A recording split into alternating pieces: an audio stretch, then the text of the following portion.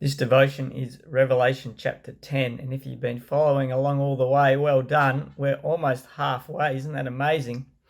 And chapter 10 is like an interlude.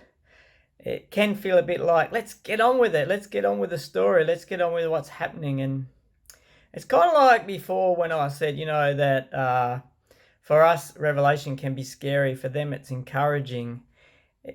In the same way, it's sort of, for us, we see these details and they don't seem to have any purpose. So we're like, just get on with the story. But for them, the details are significant.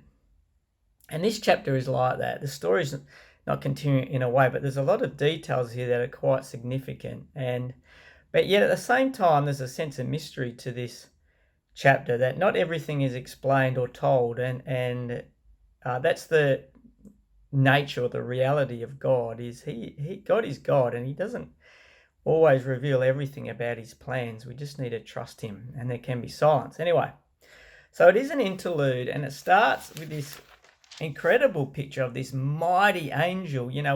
There's been a lot of angels, different types of angels in this kind of chapter, but there's this mighty angel, and what I'm getting from that is a sense of this angel is bigger and more glorious than anything in this world, any of the powers in this world. This angel is much bigger, and he represents God. So beautiful words about this angel. And he's holding this scroll.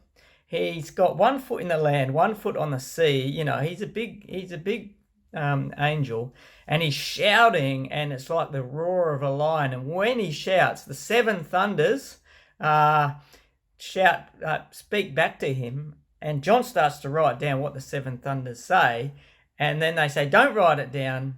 It's a secret." Oh man, I'm wondering what they said, but we're not to know.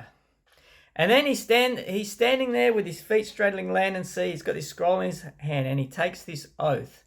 And this oath is kind of like, there's going to be no more delay. And then he gives the scroll.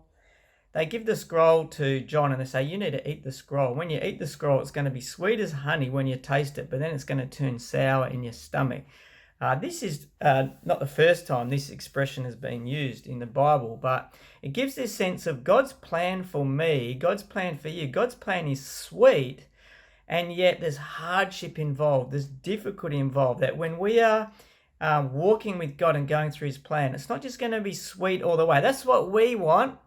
And difficulty confuses us, especially in our culture, with a sense of there's a sourness, there's a hardship, but God will fulfill his purposes. And then he sends John out and says, there's more prophesying to come, there's more to write, there's more to be said, so keep going. Lots of good stuff there, important details, and yet the mystery of God in the story.